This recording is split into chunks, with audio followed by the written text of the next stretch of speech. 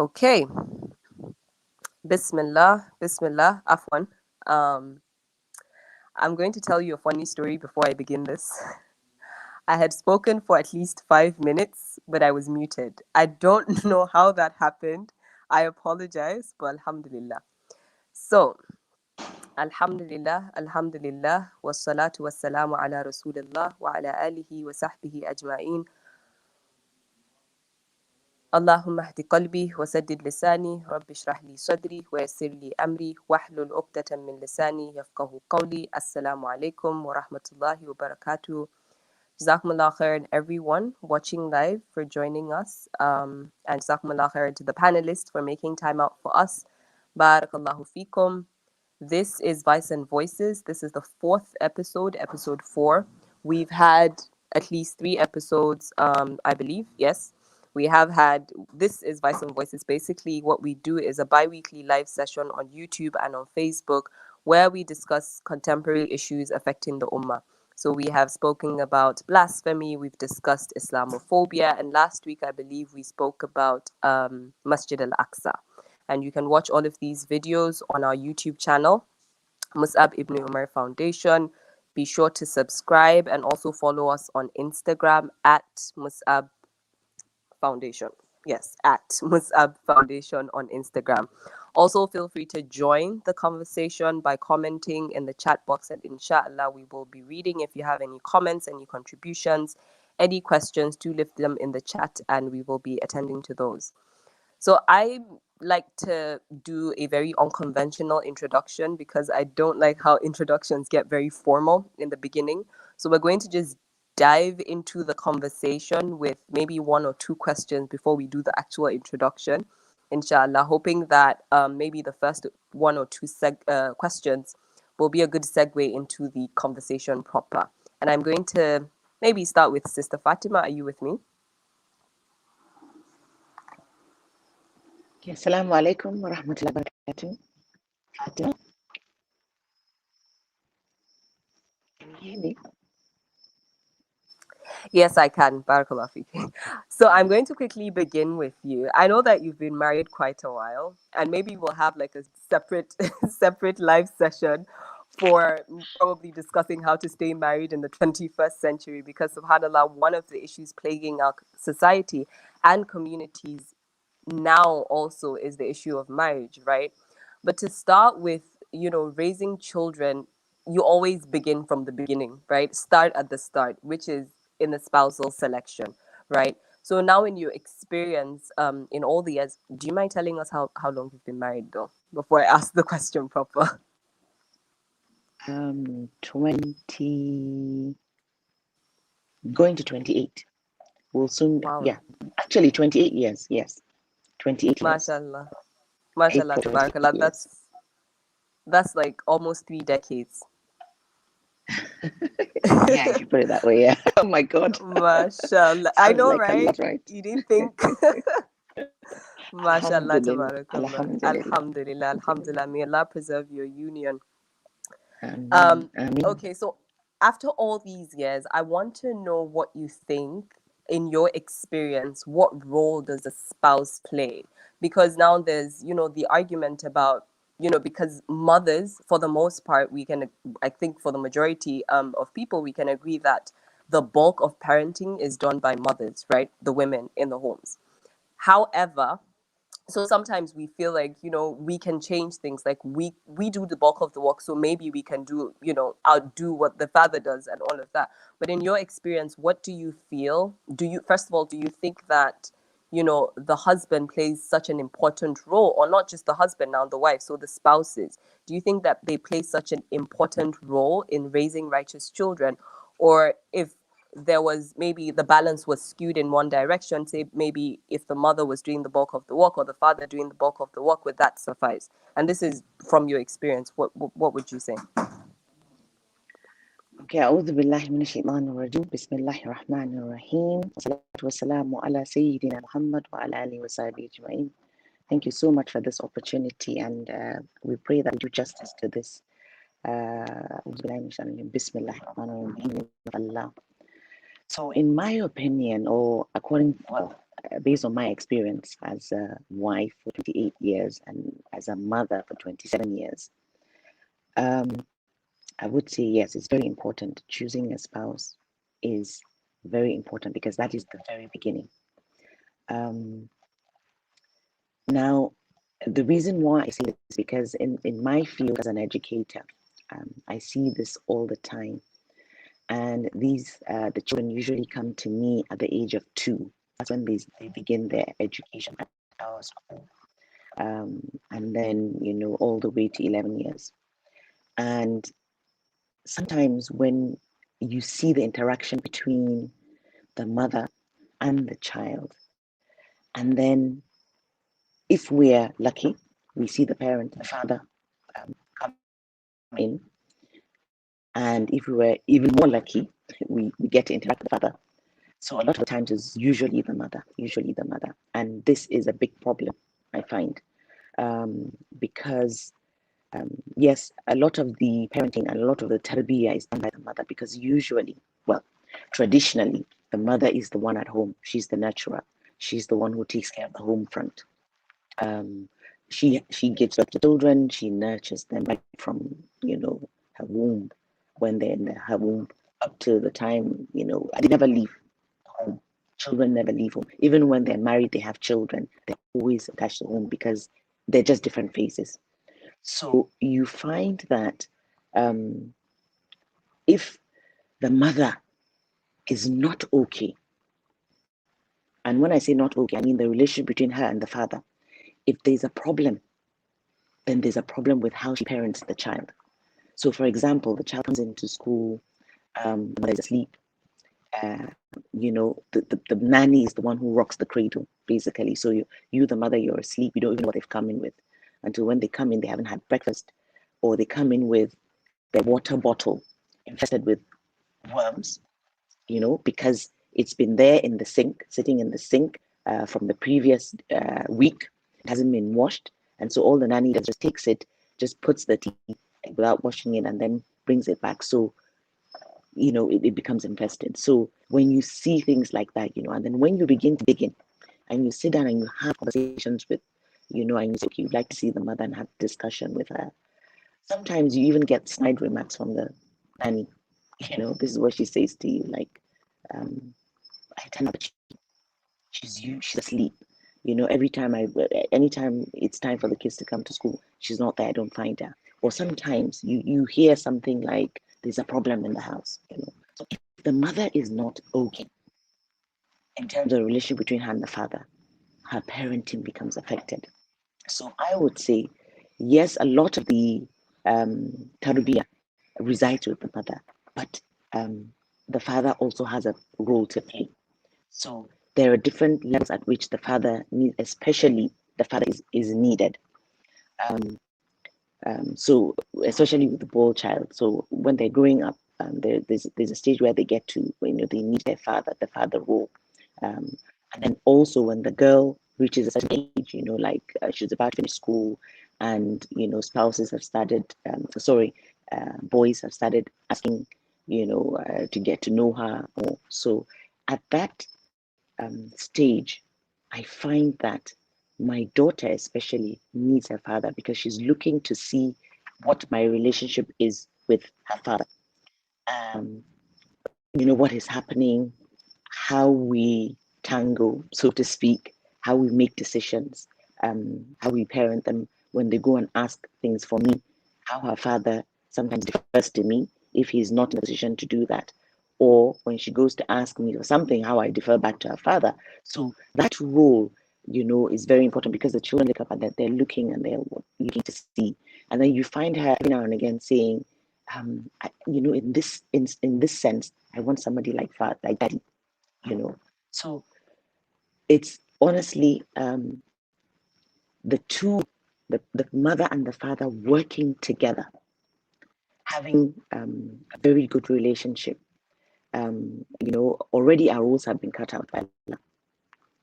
So the father goes out. The father is Gawam over his family. He goes out in search of food, money to take care of his family, and then the mother takes out the home front. traditionally and originally, this is how Allah has designed it. But unfortunately, the circumstances we find ourselves today in the world, the mother has had to leave the nest as well to go out and search for food. That is another discussion entirely.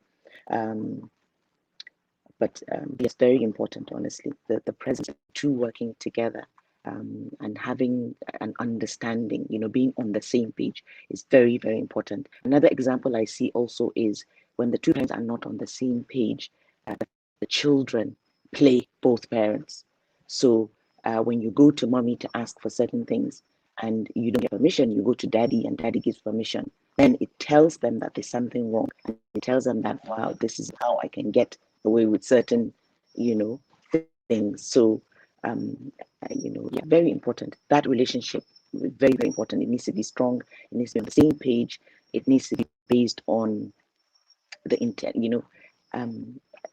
God consciousness. Understand first of all why you're married with each other, because really you're supposed to find sukoon in each other. The two of you are libas, for each other. You cover each other, and if this is not happening, then honestly, the home front is threatened, and the children pick up these signals and they lash out. You see it a lot of the times in how the children behave in school. You know that there's something wrong. From my experience as an educator in school, I see a lot of this, and I can tell that there's a problem at home from the way the child behaves. I wouldn't want to call it misbehave, but it's a misbehavior. Yeah. So, Right. yeah. Jazakallah khairan. I think that you mentioned something that really caught my attention, and towards the end, about when the child asks the mother and she says no, and he's going to meet the father because he might say yes, or if the reverse is the case.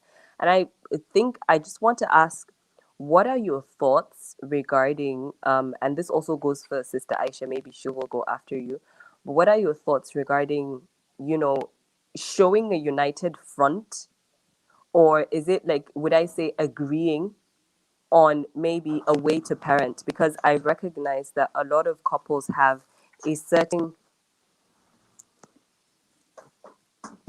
a lot of couples have a certain, they might have like different approach to parenting their children, and if they're unable to agree on a particular way to parent, so for instance, daddy says this is okay but mommy says this is not okay, and it causes a lot of confusion for the child.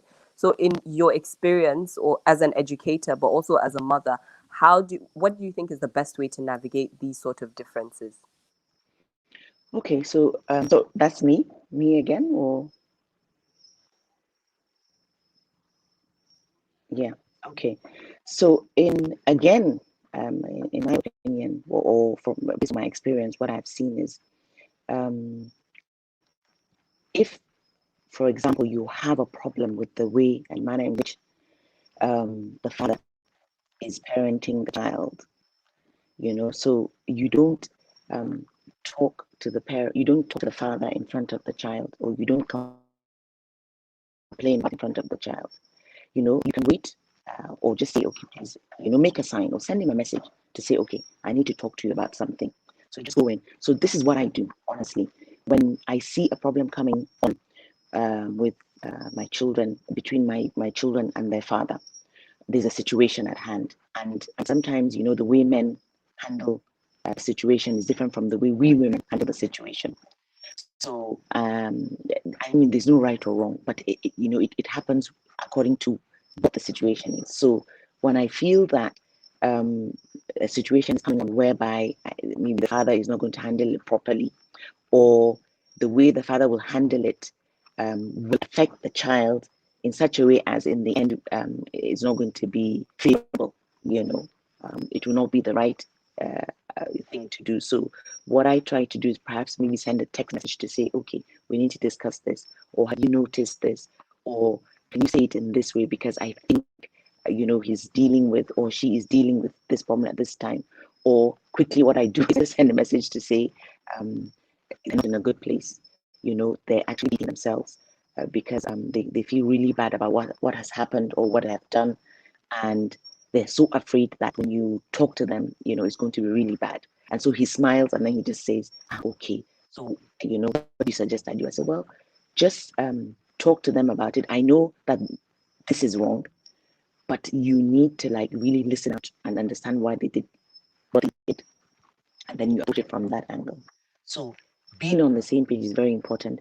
Do not criticize him in front of the children, or the father should not criticize you in front of the children. This is very important.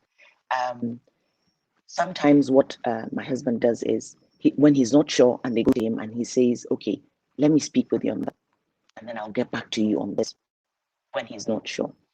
He has quickly developed that habit when he understood that, when I say one thing and then he says another, and then I come through the back and I say, oh my God, you did this, but this is what it means if you do this. And then he goes, okay. So he says, so how do I deal with that? So I said to him, okay, just say, if you're not sure, just say you will talk to me about it. So this is what I do as well. When they come to me and I'm not sure, because I need to clear with him, I'm not sure whether he's in a position to be able to do whatever it is. So I say, okay, let me discuss with your father and then I'll come back to you. And so whatever it is, even if we don't have an argument, is away from them. Even if we're going to disagree, it's away from them. So they should not see that. Because once they see that this is a door that Shaitan comes in through, and then he begins to drive everybody apart, and then the child suffers for it, because the children do not like to see their parents on opposite sides. Other ways I do it, sometimes when I'm not able to get to the father, because there are times when maybe I'm angry or the father is angry with the child. And so to approach each other in that state becomes a problem. So Right. what we do, maybe we'll just find somebody who can talk to them, and just say, okay, try to talk to them and explain to them this is what's happening. And so bottom line, please do not fight in front of the children, or do not argue, or do not be on different sides. Very important. Very important. Jazakallah khairan. I think I'll quickly pass the mic to Aisha, because I also want to know, as a coach and a parent educator, do you think, first of all, just to add to the question that I already asked Sister Fatima, do you think it's important or it's healthy, in terms of parenting, for both parents to be on the same side all the time? Is that better than, having maybe different, I wouldn't say personalities now, but different approaches? Or does it suffice to, as Sister Fatima mentioned, to just present a united front, even when you don't really agree on a particular thing, and then you can sort yourselves out later? What would you say in terms of, advising people when it comes to approaching some level of conflict or disagreement in terms of parenting? Okay. Jazakallah khairan, or Jazakumullah khairan, for having me here.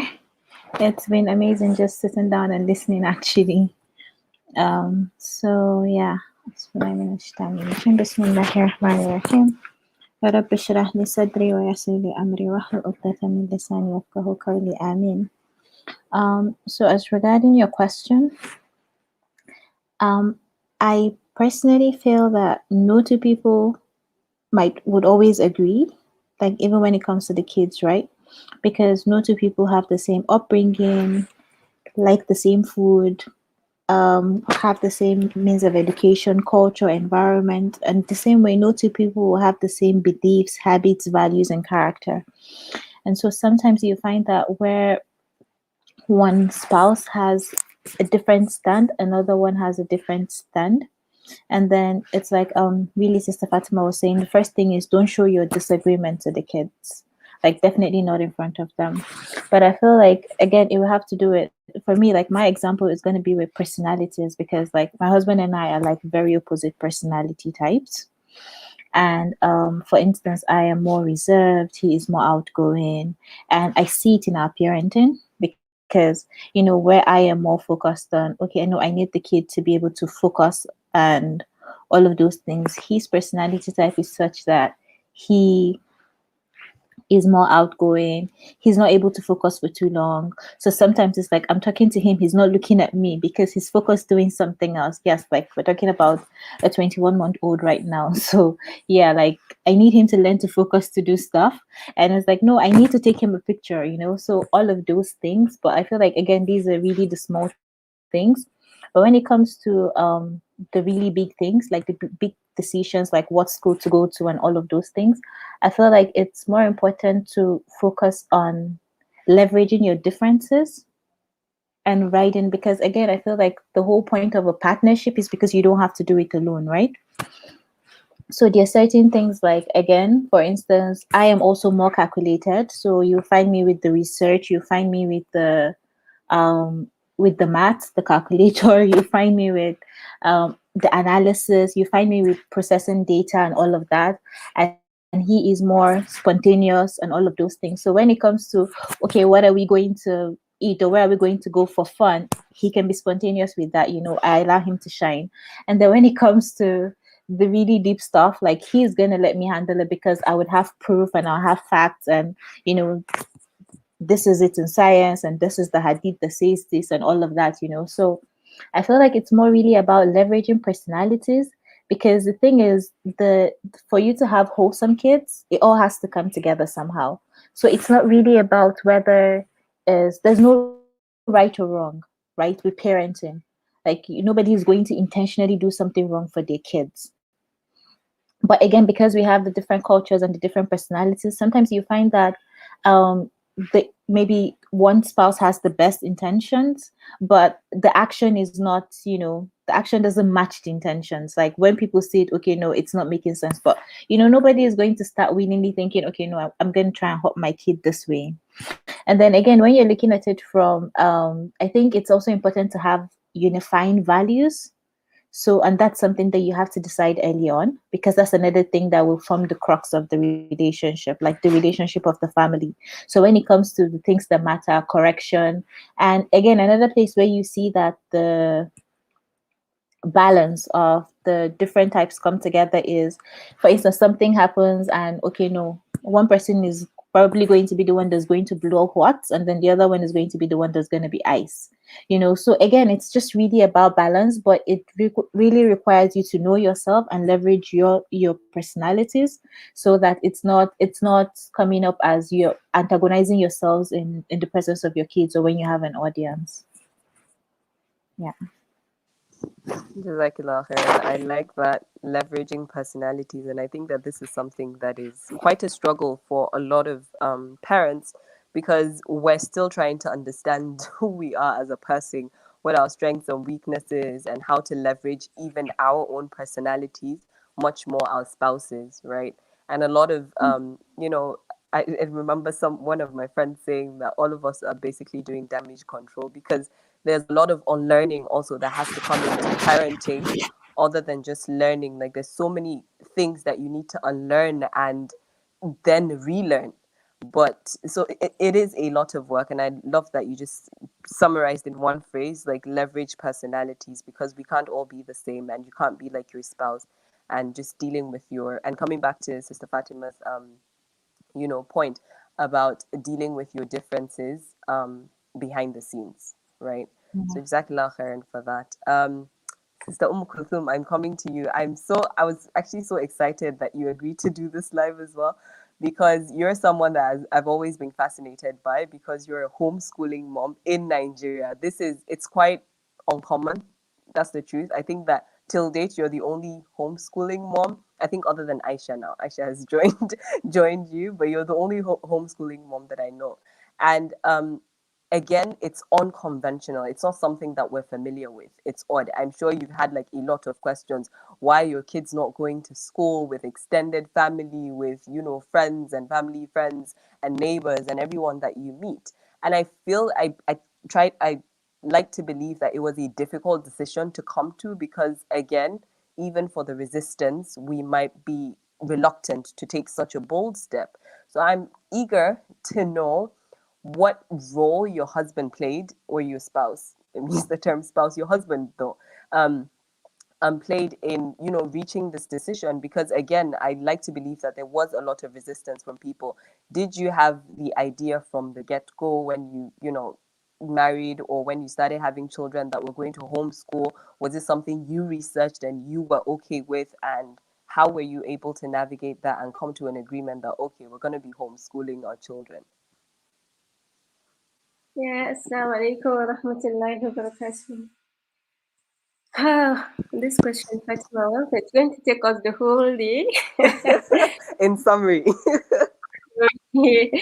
In summary, I have to go back to what Auntie Fatima and Aisha said.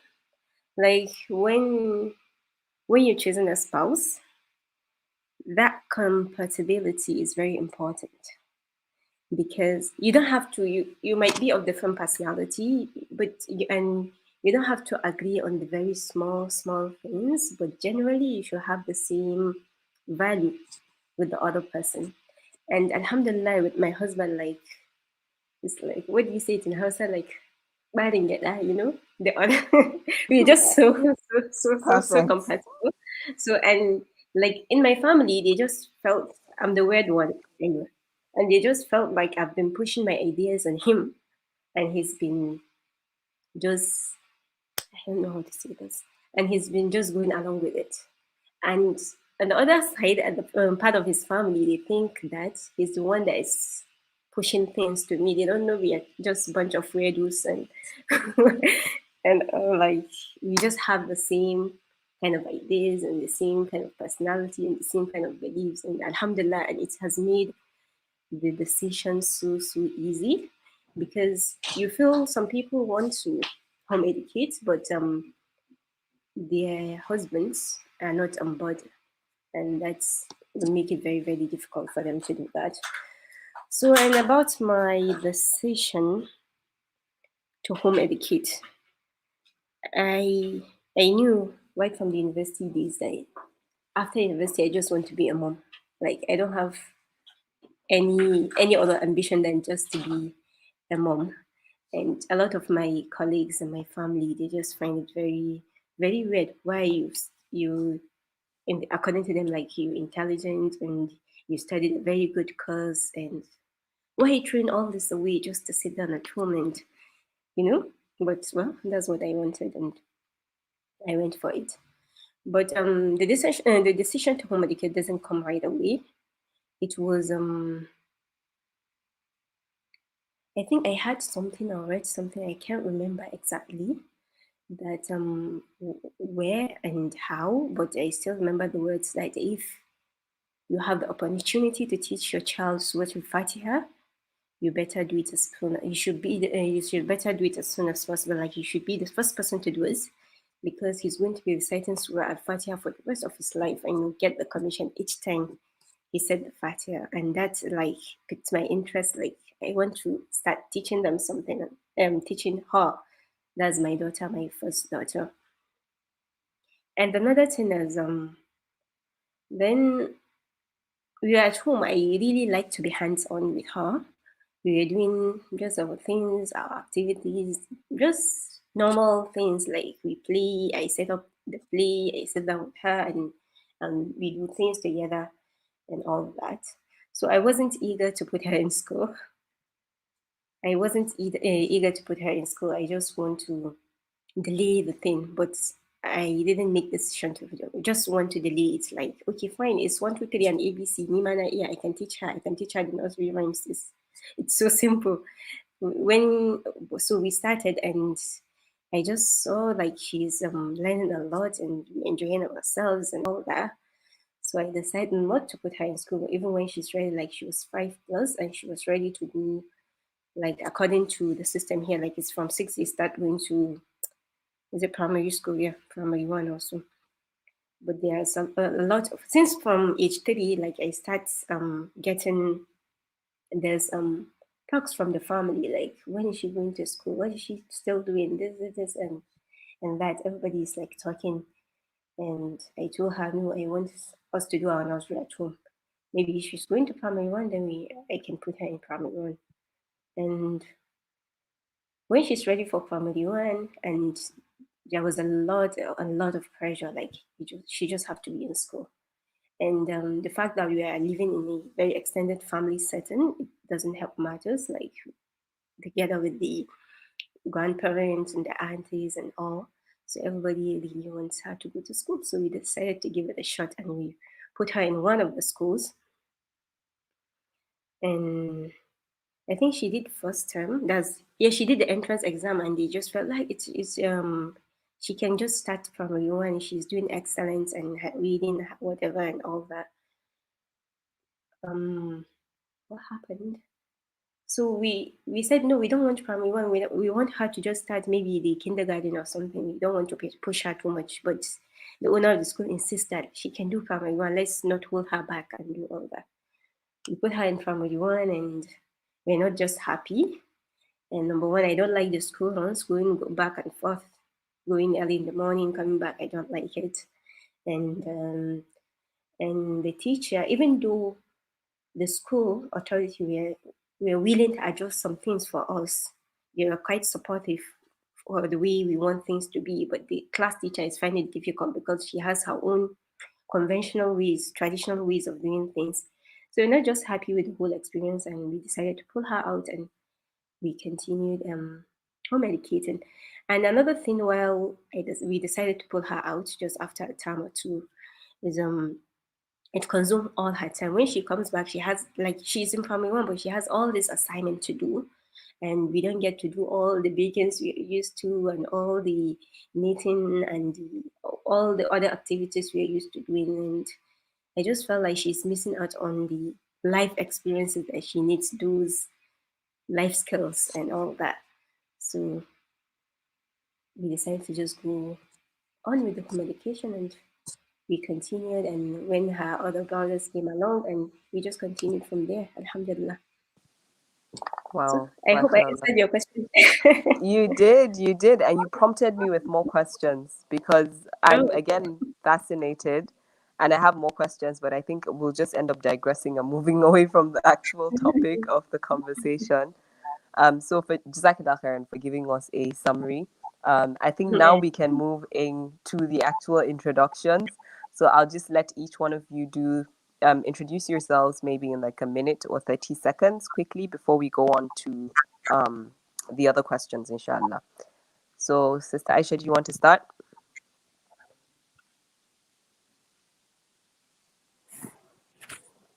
Sorry to introduce myself. Yes, please. 30 seconds, rapid fire. Okay. My name is Aisha Ahmed. I am a pharmacist. Well, I have a certificate that says that I am a pharmacist. I am a lot Right. of other things. Well, I'm a pharmacist. I have up to a master's degree in clinical pharmacy. I love tadabbur. I am a mom to twins. I have twin toddlers. I am a parenting coach and educator, and I'm a student of the Quran. I think that's it. Jazakallah khairan. Sister Fatima, do you want to go next? Yes. Yeah, I do a lot as well, so I'm not sure where to start from. But basically, I am I am a mother of four. Of course, a wife. I'm an educator, or educationist, as they say. I run a school here in Kaduna. I've been doing so for the past 15 plus years. I train teachers. I love to learn. I love to learn and teach. This is what I've discovered about myself recently. And I'm also into a lot of flora and fauna. I love plants and animals, especially recently I discovered my love for cats. Yeah. So this is what I do a lot of my time. Yeah, I'm also a student of the Quran, and I would like to one day teach the Quran. I'm learning that, inshallah. May Allah bless knowledge. Ameen. Mashallah, I think that this is one thing that all three of you have in common, this love for Quran and tadabbur. This is just a very beautiful panel, mashallah, tabarakallah. So Sister Kulthum, do you want to go before I ask you my question? Because my next question is coming for you. Okay. I'm a wife of 13 years. Wow. And mashallah. mother of three, age 11, 9, and 7. And I studied Common and Sharia law, and I did my master's in Islamic studies and everything. I'm now a student of psychology in the Islamic University. What is it? International Islam. Subhanallah. Islamic Online University, International Online University. Islamic University now called International University. Yes. And what again? Yes, I love teaching. I love working with children. Like I just love talking to them and organizing parties for them just to come to so that they can just come to my house and let's just and all that. And what again? Yes, I love studying the Quran. I love studying the Deen in general. I love reading. Yeah, this is what Jazakallah khairan. You know something that you said while you were speaking before the introductions that really caught me. I legit wrote it in my notes that after school I want to be a mom, and I was like, wow, nobody ever says that. Like, you know, when we think about, oh, I want to be a teacher, oh, I want to be a lawyer or a doctor or a professor, nobody says I want to be a mom. Why? Because I mean, well, it's the natural course of things, right? I'm gonna get married and then have kids, like that's it. But to aspire to be a mother, like that's something I honestly feel like I've never heard before. I mean, we all want children at some point again, but because, you know, it's just the natural course of things. So, like, I think that I sense a lot of intentionality in that because, like, I want to be a mom. So you're thinking, okay, what do I need to do in order to attain that? If I become a mom, how do I raise these children and all of that? So I think that I sense a lot of, you know, intentionality behind the I want to be a mom, which leads me to my question regarding, Yeah, you know, go ahead. sorry, Go Fatima. ahead. I just wanted to add to what you were saying. You know, I wanted to commend her. Honestly, it's such a very difficult decision to make in today's world. You know, to be a mother. Honestly, that is very commendable. I think we need to talk some more. I have questions as well, but mashallah, barakallah feek. and I'll give you, inshallah, a minute or two, maybe towards the end, Sister Fatima, to ask your questions, inshallah. So, my question for you, Kulthum, is parenting, you know, having children, and what was it for you? Because again, coming back to the fact that you pulled your daughter out of school, right, and said, you know what, I'm going to do this myself. But then you're thinking, okay, it's nursery rhymes and it's, you know, one two threes and ABCs. I think I can handle that. But when you think about, you know, the knowledge of the Deen, was that what that must have been paramount for you, I suppose. But what role did that play, and how did you feel you could handle that? Because I mean, so many times, like, I mean, it's difficult for us, you know, as parents to come back to what little knowledge of the Deen that we have, but thinking, you know, I'm taking responsibility for this child and I'm going to impact the knowledge of not just, you know, ABCs and one, two, threes, but the Deen as well, and, you know, tarbiyah and teaching them adab and all of these things. For you, how important would you say that is in your household now that you have three children? And how were you able to make the decision to take responsibility of that? okay. Yes, the knowledge of the Deen is very, very important and it's paramount because the school we took her to, it's an Islamic school, an Islamic integrated school.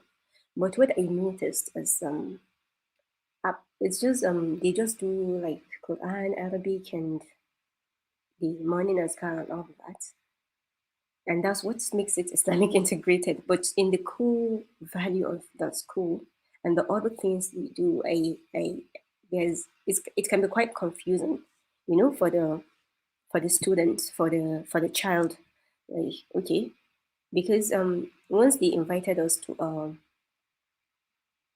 is it a drama, a stage drama, and it's about these witches and wizard and people making magic and you know how you are with the first child. You're trying to some things that you just feel like it's nothing, but with your first child because you're so intentional and you just want to do those things to the core and like you don't take it slightly at all and all. And I just find that very odd. And when it was the is it the book day where I think it's something like literature week or something like that, like you go and buy books, and all the books that were displayed there was nothing Islamic about it. There were just all these fairy tales and all that. So you just feel like it's quite confusing for the child. So talking about taking the knowledge, sorry, what do you say again? Yes, the religion, the knowledge of the Deen and all that. I knew at that stage the most important thing when my daughter was very young, the most important thing at that moment is to model. I have to be a better person. I have to be a better person for her. And that's the most important thing at that time. I want her not to lie. I want her to dress properly. Whatever I want her to socialize in a very good way with others. I have to do those things. She has to see me learning. She has to see me struggling. She has to see all the things that I'm doing. Like that's what she picks from, because it is said that children,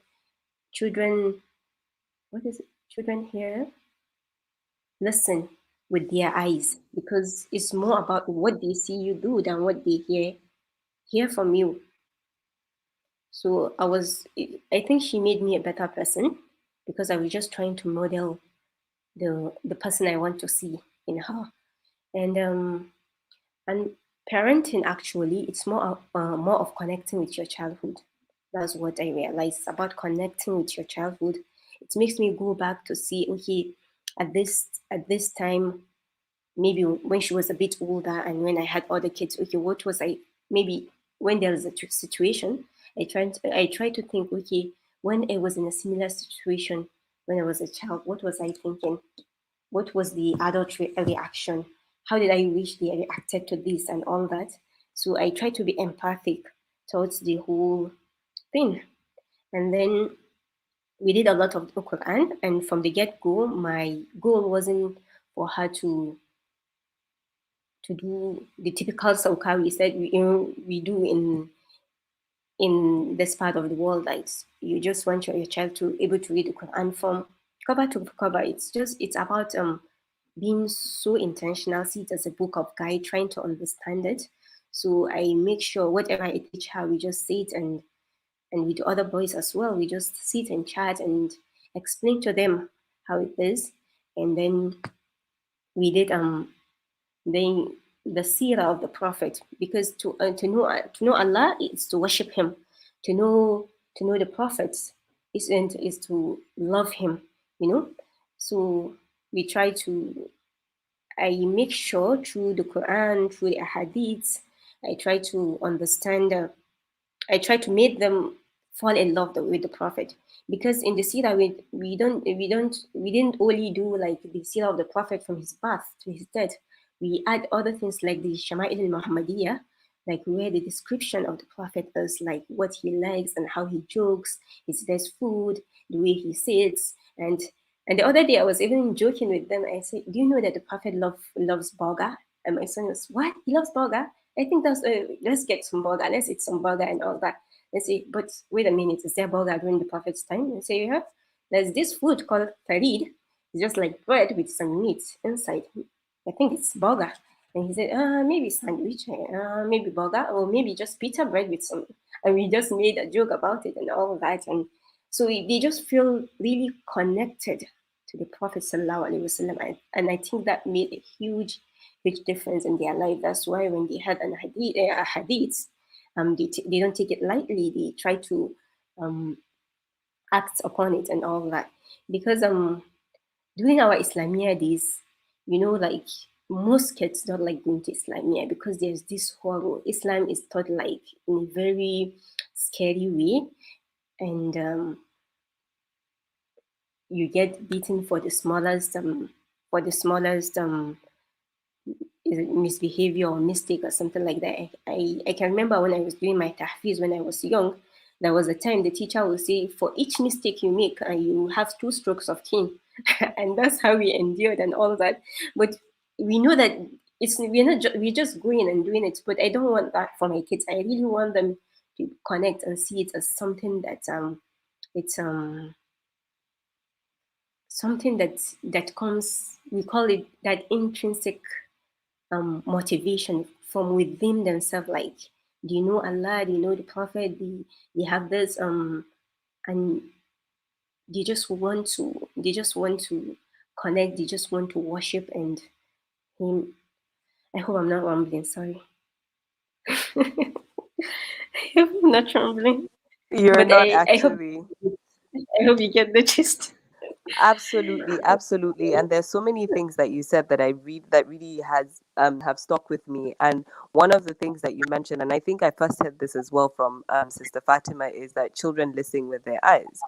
And it really goes to show the importance of modeling. And I loved how you explained, like you had to do the work, for Mm. yourself so that you can emulate and not just tell how, okay, this is the right way to do. And something that I think I agree with the audience as well, watching us live, is how beautiful, like the connection and making, the religious knowledge very practical and hands-on. So quickly, I'll ask Yeah. Sister Aisha what you think about modeling in terms of like parenting and using, rather, as opposed to like giving instructions. And now I'm asking you as a coach, right? As a parenting coach, what do you think about the effectiveness of modeling in terms of teaching or parenting as opposed to like giving instructions and saying, and what would you advise in that regard? Then I'll come back to Sister Fatima. Okay.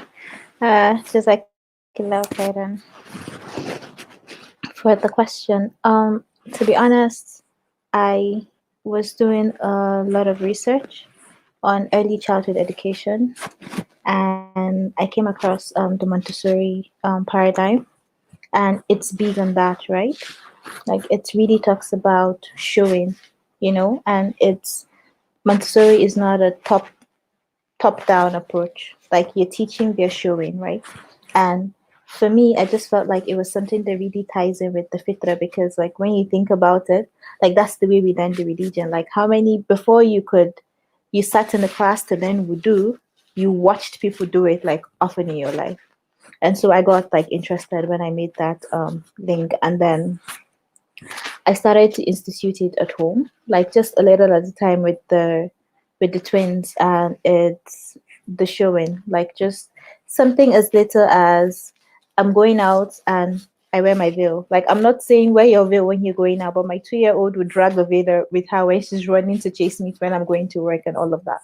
So it's something that I have seen it, like, and it's like she's not yet 2, and I'm seeing how it's that important. And it's like Sister Kulthum was saying, it makes you better, like because now you're constantly feeling like, okay, they're watching me. And honestly, you should see my son scroll. Like when he picks a phone, he just scrolls, like he just expects to be this endless stream of just, he just moves his finger like that. And again, it's through mother. And I'm just trying to say that it works both ways. Like you can't cherry pick what they're going to see, right? You can't cherry pick what they're going to model. They see all of it. Or it's like you're preparing to pray, and then you just pick up your hijab, and then they see that. And I feel like it's also because you can't say something and do something else, right? So it's really something that I feel like it's something that we need to start noticing, because again, in the early ages, a lot of these things are formed. Their personalities, their beliefs, their values, all of these things get formed in that age, like when they're very young. And so it's something that we usually overlook because you just think like they're kids at the time. Like a lot of times I also feel like we tend to believe that when they start officially learning, like when they start going to school, that's when they learn. Like sometimes we have that mindset. And I feel like it was really like a game changer for me just seeing that, because like now the other day my toddler was eating, and she had a spoon of rice, and then it spilled, like, and so she just dropped the spoon and she started to pick the grains of rice, and then she was looking for where to throw it. And I was like, okay, can I have it? And then like she put it in my hand, and I was like, no, you continue eating and all of that. And that's what she did. And I was surprised when she was done, she actually picked her plate. And I was going to take the plate, but she started to cry. It's like she wanted to take the plate herself to the kitchen. And like a lot of times you feel like these are things that you feel like because again, sometimes I'm even making dua in my head because it starts to come, and you're like, okay, now you'll be doing it, then I get used to it, and then you start being something else. But I just remind myself like to make dua, because even for me it's new.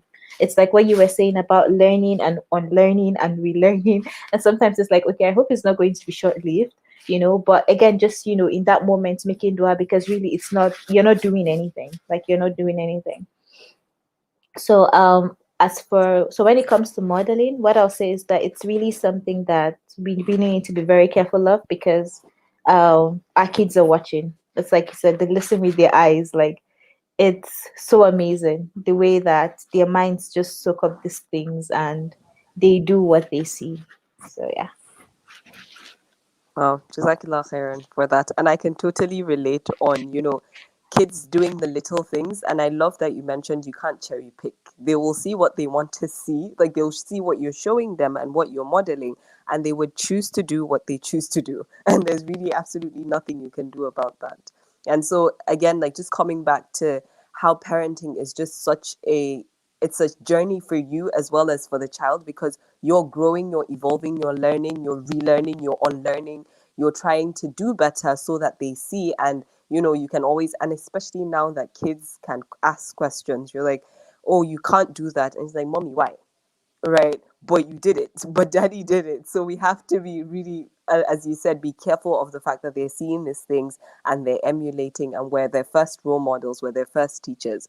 And I'm just going to quickly go back to Sister Fatima. I know that you've run a school, you've been an educator, as you've mentioned, for about 15 years, and I'm curious to know, you run an Islamic school, that I know, but I'm curious to know what your approach is to teaching the religion, because we've spoken, about the importance of the religion.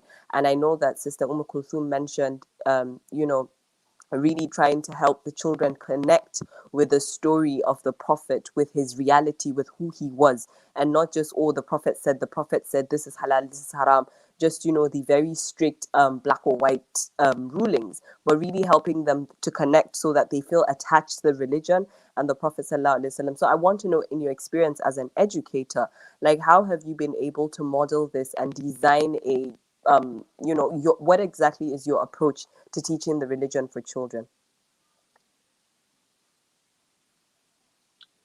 Okay. So Ummul Kulthum's story, I think it was Ummul Kulthum, that was talking about, reminds me of why we set up the school in the first place. This was way back in 2003. And it all started because there was a clarion call from parents, where they said, their children were, didn't like Islamia schools. So they were so afraid that Islam would take a backseat in their lives. So, and they paid more attention to the conventional subjects, so to speak, conventional education. And then Islamic education was not as important, and they themselves concluded that there was a problem, because in the morning when they were fresh, they would go to schools, and then they would learn English, math, science, social studies, and so on and so forth. And then when they came back in the evening, tired, hungry, and sleepy, then they would be hurled up, sometimes with shouting, with cane, go back to Islamia. And when they get to Islamia, they're so tired, they cannot give the malam, what he needs to hear from them. So he's usually waiting on the other end with a cane, and next thing you just hear, they're being, hit all over the place. And then when they come back home, like this is repeated like all the time, every day. And so it becomes, they become accustomed to it in such a way as they begin to hate Islamia because they associate it with pain. So we started thinking, we came together and then we set up a school to say, okay, what can we have the two in one setting, whereby, all knowledge comes from Allah. Whether you call it math, English, social studies, wherever, Allah put it there. It all came from Allah. And Islamic studies as well. The Quran is a primary source of knowledge. The Quran and the Hadith. This is where we derive the Islamic knowledge from. So all that also came from Allah. So this is how we felt. We thought, okay, why separate the two, or why give a preference or lay more emphasis on one than the other? Whereas the Deen is for this dunya and akhirah. But the so-called math, English, science, social studies is usually for living in this world. This world is transient. We're all going to die and return to the akhirah. And what will matter will be our deeds. That will be the currency of the akhirah, our deeds. And so to be able to do good deeds and to be able to succeed in this life and the hereafter, you need to have the right knowledge, right? A balanced knowledge here in this world, of Deen and Dunya. And so we started the school.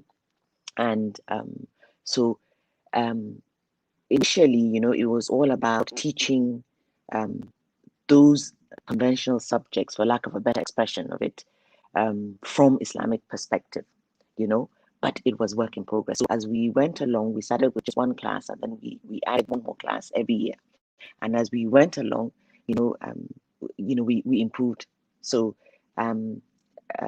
some time back, I met Dr. Bilal Phillips, and he introduced us to something he called LPI. There's a project he's embarked on called LPI, Lesson Plan Integration or Lesson Plan Islamization. So what that does is you use 5 principles, and then you teach every subject: maths, English, science, social studies, art, all the subjects you can think of that we call conventional knowledge. And you teach it from an Islamic perspective. So you infuse Islam into it. So anything, so for example, when you're learning something about water or about hygiene, you know, water comes into it. How to use water to clean yourself, to clean your teeth in the morning. You brush twice in the morning and afternoon using water. At night, before you go to bed, using water. You bathe yourself to clean yourself. You drink water. And then you introduce the 5 principles. So the 5 principles, number 1 is you use the environment to teach Islam. So when you're drinking water, what do? You know, water is, you talk about Zamzam, for example. Zamzam, you tell the children about the history of Zamzam, where it came from, how it originated, and it still exists today, and it's a blessed water. And this is what the Rasul Sallallahu Alaihi Wasallam said about water. And then you use the environment. When you're going to drink water, do not stand up. Do not drink water while standing. And then you also bring in hadith into it, to talk about the hadith that says when you're going to drink water, sit down and drink it, because the Rasulullah said, you know, drink water while sitting. And then he talks about also Ma'u Zamzam. And then you find relevant Quranic verses that is age appropriate. So if you're teaching nursery classes, you cannot go and bring in something that talks about water in the Quran, but it's way above their level. So you come down to the level, and you teach them, according to that level, and then you bring in any verse from the Quran that talks about it, but you break it down in such a way as you know it is coming from the Quran, but you don't have to quote the whole of the Quran. Then you go into relevant hadith, using the environment, relevant hadith, relevant Quran verse. Then you go into history or seerah. And then you also go into character education. So these are the 5 principles in which you use to Islamize your curriculum.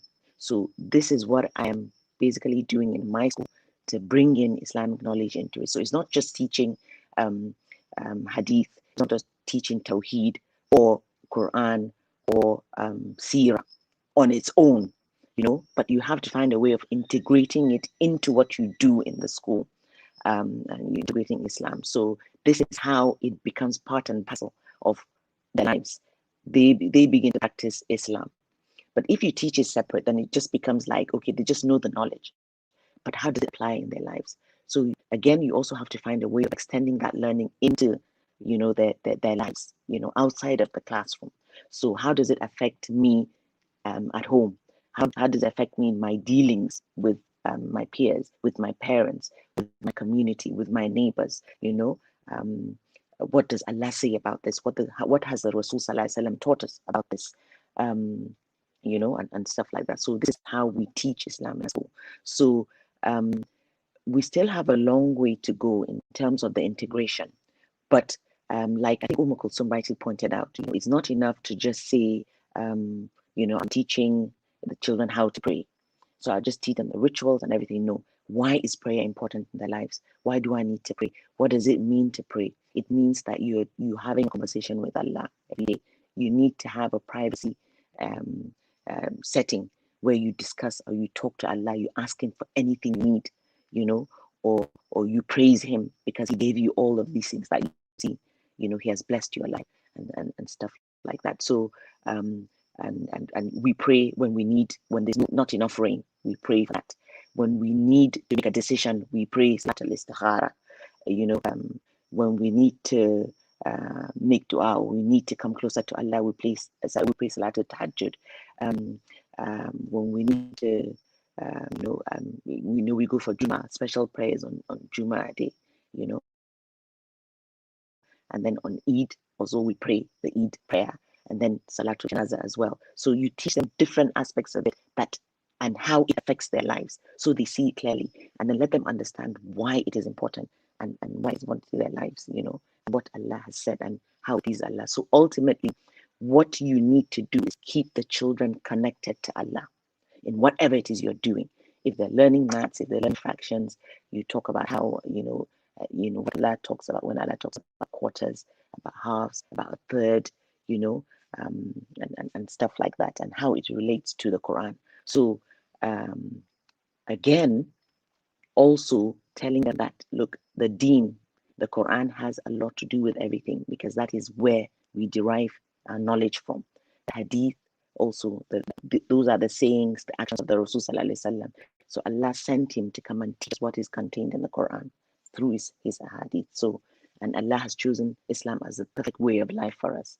So this and nothing else is what you need to do. So when you're learning this is how it is connected. When you're learning this is how it's connected. So they emerge at the end, understanding that, look, all knowledge comes from Allah. So everything you're learning, Allah put it and He taught us. So it's not separate, So, like I said, this is the model we use in our school. This is how we teach Islam.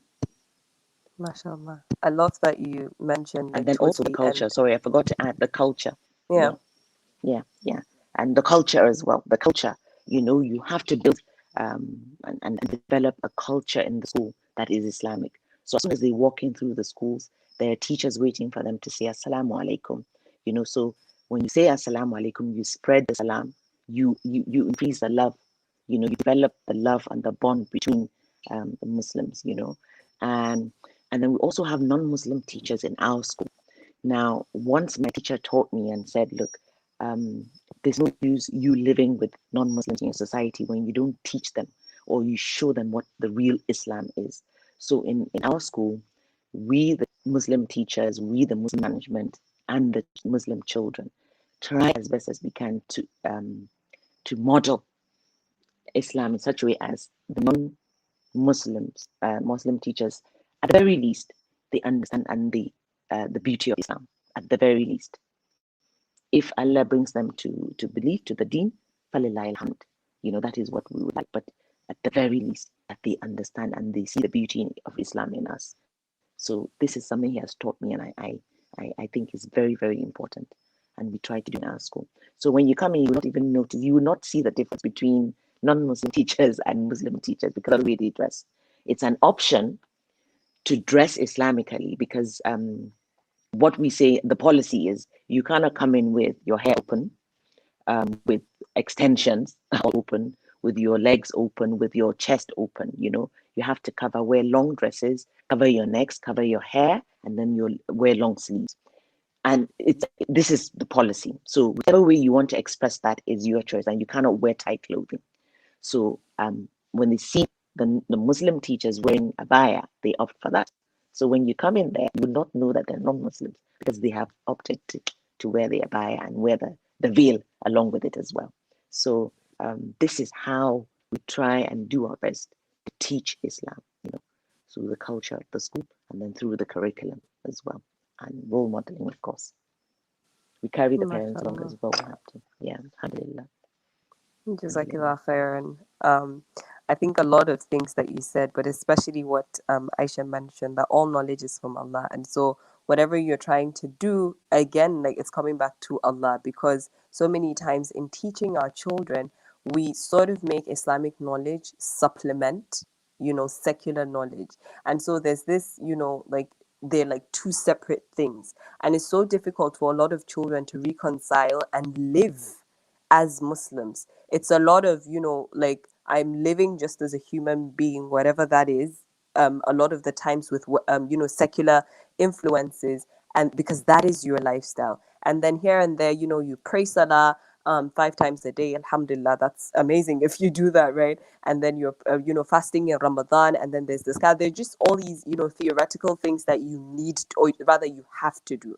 But I like the integration because, again, like Kulthum mentioned, it becomes a lifestyle. Like, this is what it is. This is what it means to be Muslim. Like, it's all of it. And every knowledge, whether it benefits you only in the dunya, like, it is from Allah. And for us, like, there's no separation between dunya and akhirah, in the sense that a lot of the things that we hope to achieve in the dunya is we're using them as a means also to attain our akhirah. So even if it's a job that you get, I mean, it's halal income, you're earning your rizq through that, and you're hoping, like, with the comfort of your home and, with good health care and all of that, you're able to worship Allah better to, get to Jannah, right? Which is the ultimate destination. So I really like that you're able to integrate all of that in the way that you're teaching the religion. Another thing that came up for me as you were speaking was, the importance of community, because again, sometimes we want to, one extreme is we just let our children get exposed to anything and everything.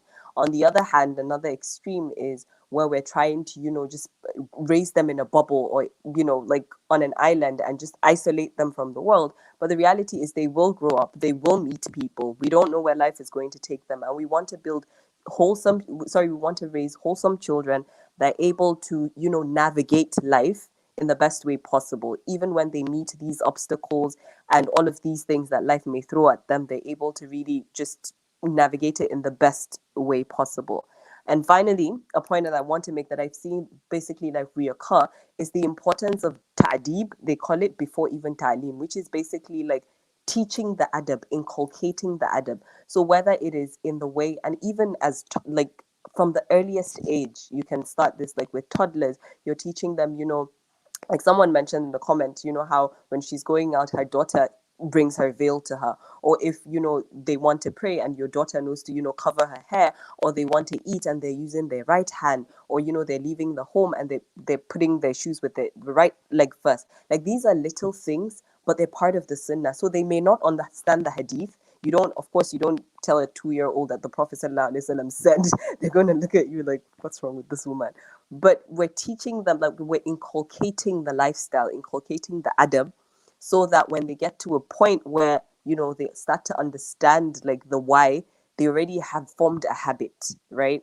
And I think, like, that's a huge takeaway for me from everything that has been said. And as we begin to Yes. round up, go Yeah, ahead, please. sorry, Fatima. You mentioned the ta'adi concept.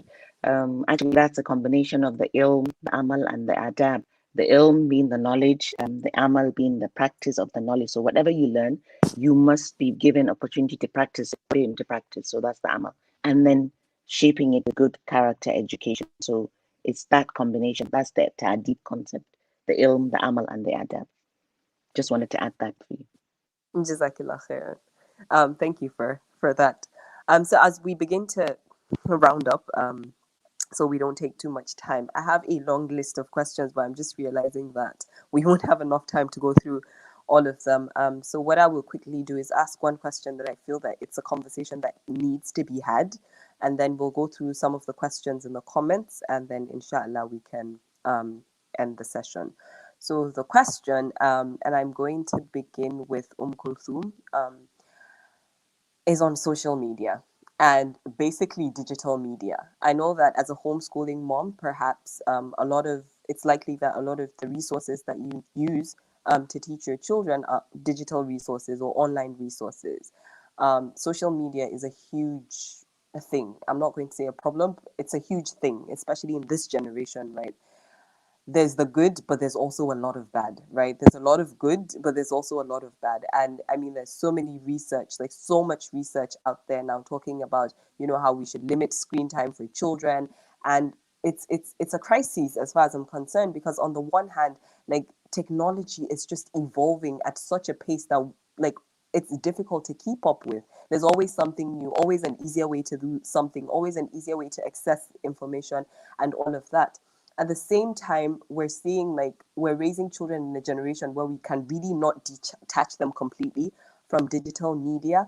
So, but at the same time, we're having now research telling us, don't give your children, don't expose them to screen too early, etc. But we have, like, a lot of parents buying tablets for their children, like their children are just glued to the TV all the time.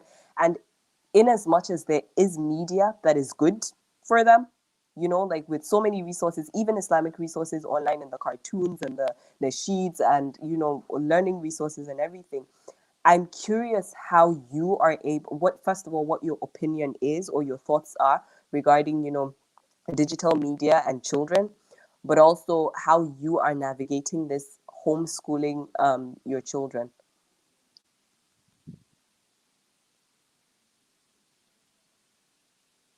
Now for television, we have it at home, but it's more of decoration. We can go months, years without even owning it on. Like it's no, you can just on the TV and start watching whatever you want to watch. And we don't do that. And I even forget that we have a TV at home. And so and for the resources, we think because of course there are like YouTube, you get a lot of educational resources for the kids. So you have to, as a parent, you have to sift through.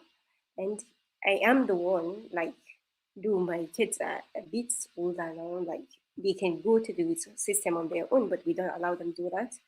If I have something to show them on YouTube, I actually take them to YouTube and open the video, watch it first, then I show it to them. Maybe they can ask me some question. I don't know the answer to that question. Okay, let's check it on YouTube. And then we check it on YouTube. Then we discuss about it because it's just like I made them to understand is people like you that just put all this stuff here. Just is it doesn't mean whatever you hear is 100% true. Okay, let's see it and let's analyze it. Let's talk about it, and then we find our answers from there.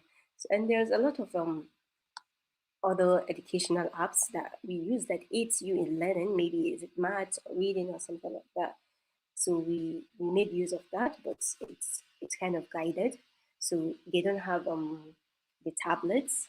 All the computers are desktops. They are stationary. You sit down, do your work when you want to do them, and it has really helped us because you don't watch just anyhow or do your games or all that. I think that distraction is what made kids like I go to a lot of homes and I see how they struggle with their kids. It's time for prayers. Go and pray. Go and pray. And the mother will be repeating it again and again and again.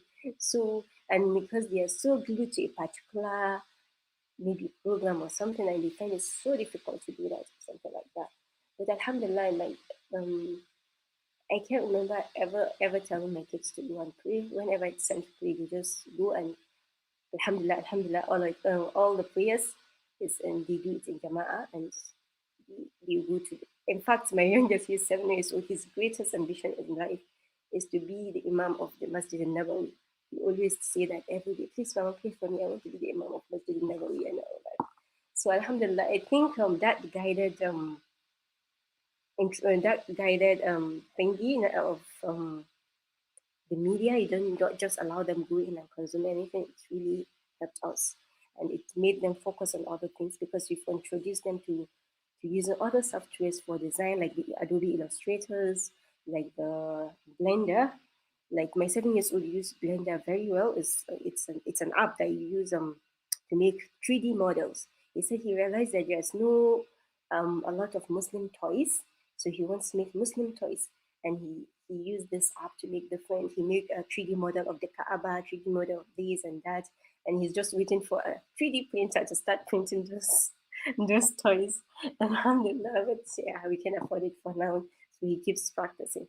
So whenever they're using, they are using it for some certain skills, and that autonomy that homeschool gives, like they have space to come up with an idea, that creativity, and they practice it over and over and again, and it leads to mastery of the thing. They are not just aimlessly just surfing and looking for videos and cracking themselves up, alhamdulillah. And even if because you can't kind of control everything 100% because they go to other houses and they get to see this thing. But when they get back to you, they can say, I saw so things in that TV and I saw these and these people watching that and that. And I had to explain to them, like, okay, this is not good. It's not, oh, but why are they watching? I had to explain to them, like, and my sister, okay, people like maybe they don't know, or maybe just husnuzan generally. We try not to blame anyone, but we just trying to explain whatever negatives they see in a more positive and informative and educative way and all that. So honestly, we just try to limit the screen time. Like, except if it's necessary, you go there for research or you're trying to practice whatever you are learning or something like that. Alhamdulillah. That's Wow, mashallah, tabarakallah. And as was said, may Allah answer his dua. But I do see the relevance of what we expose our children to, because everything that you've said really just emphasizes the fact that they will model again everything that they see. So whether they're seeing this with us or through the media that they're exposed to, and you find that now again, and I think this is something that Sister Fatima mentioned, because this is not in parenting also. I know that in the food industry also it has changed a lot of things, but this lack of balance that we have in Muslim homes, or generally in homes, where maybe a few years or a few decades ago the norm was to have the men go out, they were the primary breadwinners, and women had more time at home with the kids. Even if they worked, they didn't work really demanding jobs that would take all of their time and energy, and by the time you're back home you're exhausted. I do understand and appreciate the fact that a lot of things have changed, because we have a lot of single moms, whether they're widowed or divorced, who have to be outside the homes fending for the family. But just generally acknowledging the fact that women do not have as much time at home with the kids, because everything that you said, Kulthum, is a lot of work. Because even sitting and researching these resources and sieving through what type of content you allow your children to be exposed to, I mean, it is a lot of work, and it does require a lot of commitment and time and presence of mind, body, and soul. Because again, if you're exhausted, you can't even, that's you're my like, you know job. what, sorry. That's my job. Right, mashallah, that's your full-time job. So I appreciate that honesty, and again, as I said, like, a lot of modeling is being done, whether they're taking this role models from social media and digital media, or in their homes and outside. And I love that you acknowledged also the fact that we can't control everything, but if most of it is good, we see that in the way that children turn out, at least for the most part. Because again, as was mentioned earlier, a lot of this is us doing the shepherding. The outcome is always with Allah, right? So Jazakallah khairan for saying that. It's actually, again, it's amazing listening to your perspective, because again, for me, that's the unconventional perspective. Mm-mm. Mashallah.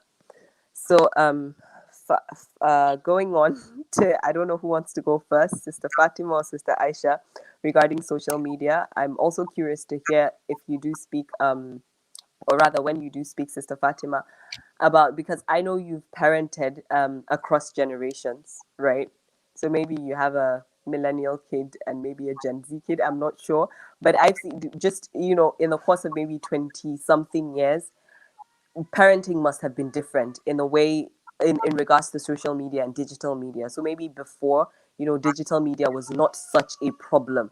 You didn't have to, there were not much accessibility to like mobile phones and the internet some years ago. And then now all of a sudden, even like an 11-year-old could have like a mobile phone, and you're constantly just panicking, or maybe you're not, but I would like to know if you're panicking about what they're watching, what they've been exposed to, and all of that. So I would really love to know that when you do answer. But again, the question is open to both Sister Fatima and Sister Aisha. So whoever wants to go first, then inshallah we'll take the questions from the comments.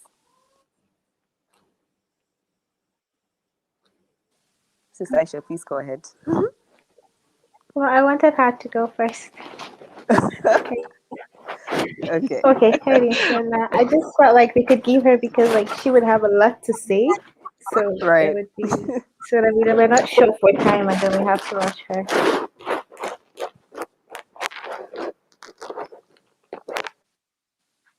So go ahead, Okay, Sister may Fatima. I?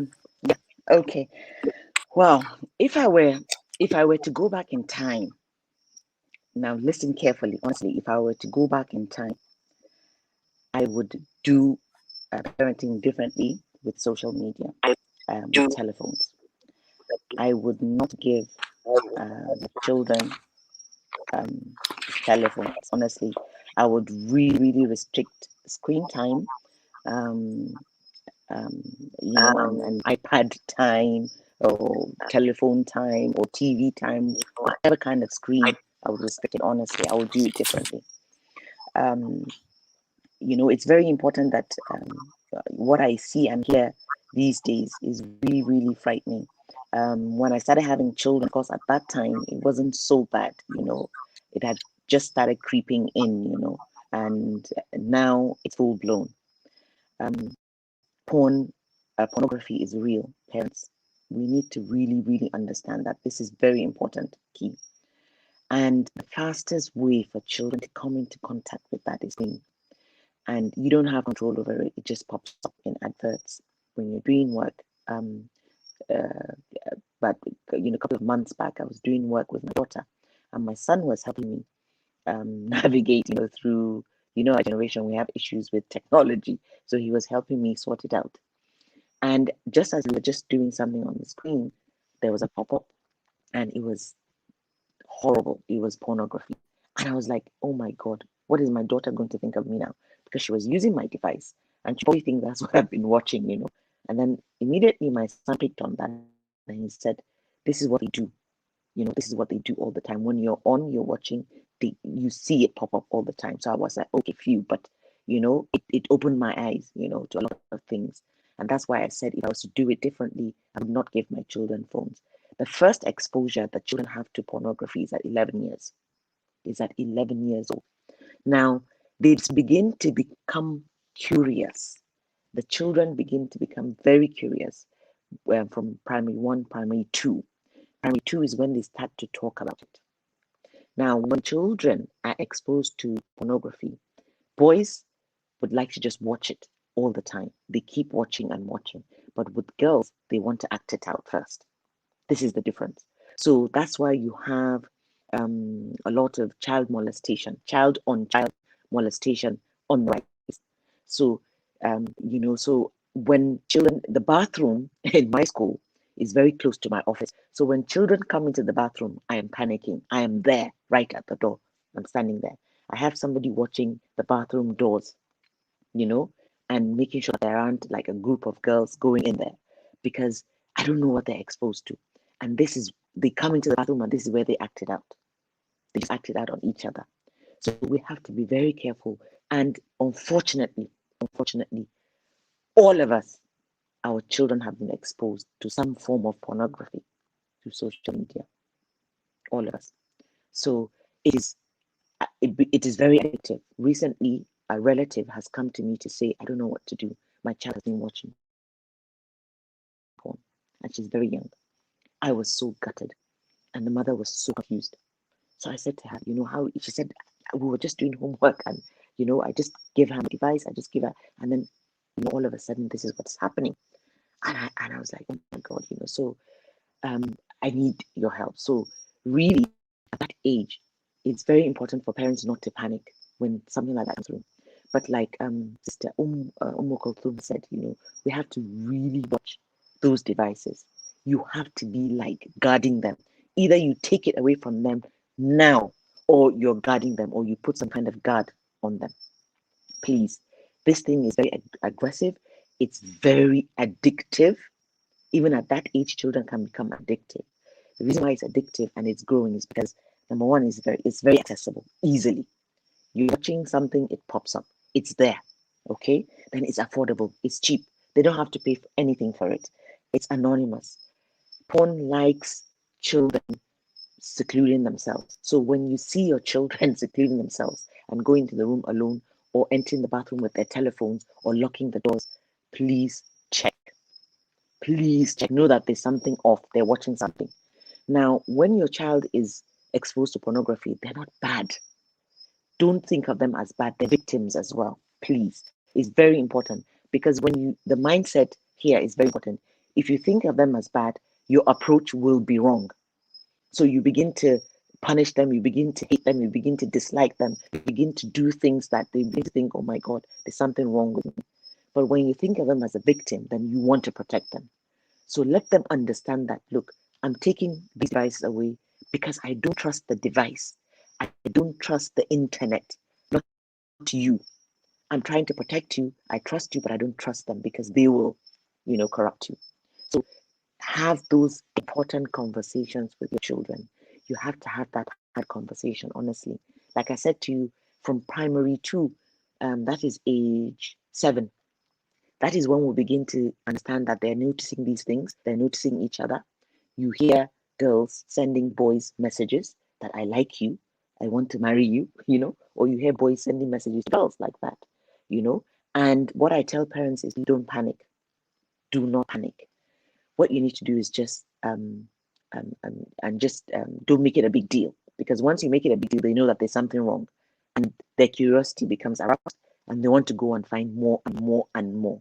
So um, when they start to talk about things, then you just say. So recently, I think one of the conversations I had with them was, okay, so are you ready to get married? No, no, no, we don't want to get married, Mr. Ibrahim. No, we're not old enough yet. Then what business have you got to say you like somebody? Because when you like somebody, the next thing the Rasul Sallallahu has said is get married, and you're not ready. So it's not time for that. So then you downplay it, and then it's a conversation, and they understand that, okay, there's a time for everything. But anyway, that's another time for that. But please don't panic. Don't make it a big deal. Don't think that they're victims as well. Treat it like that. Very important. Um, so so in school, what we try to do, because it happens in 2 ways. One is they are exposed to it through device, okay, through social media, through friends in school or friends outside or neighbors, or they go to each other's houses, friends' houses, and they watch it there. Sometimes older siblings are watching it and they're there in the corner hiding and watching it without them realizing it. So when sometimes we ask these children, and we're talking about the bad touch. Every 6 months in our school, we discuss about bad touch with the children, and what it means and what to do when it happens and how to protect themselves and so on and so forth. And you hear all sorts of things come out. So in having those conversations, the environment has to be right.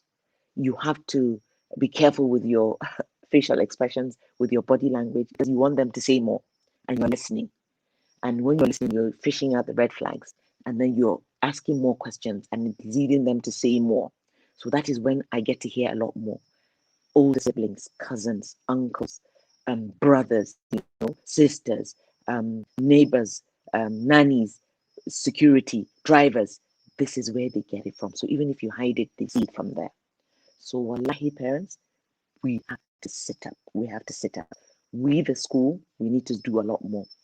Put it in our curriculum, because there are tips that you can use to protect yourself. So education is very important. So have that conversation with your children and tell them about it. Okay, very important. But there's also an art to it. You have to know how to have that conversation.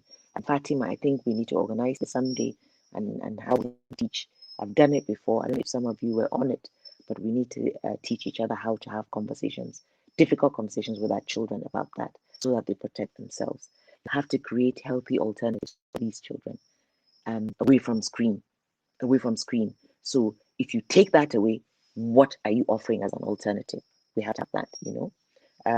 And then you need to be present, actively present, not just you being in the sitting room or in the bedroom or in the same proximity and say you're present. No, you have to be consciously there, being deliberate, talking to these children, knowing what they're doing, and asking questions and checking, going to their rooms, telling them not to lock their rooms, and stuff like that. Or at night, take the devices away. But my choice is be drastic and take the devices away. But I know it's going to be very difficult. But start reducing screen time right now. And then articulating family values. I think it was Sister Aisha or Sister Kulthum that mentioned that. You have to know as a family what your values are and articulate it. Tell the children what it is. Model it for them so that they see what your values are. So that when they come in contact and you're not there, they know what to do. That kicks in.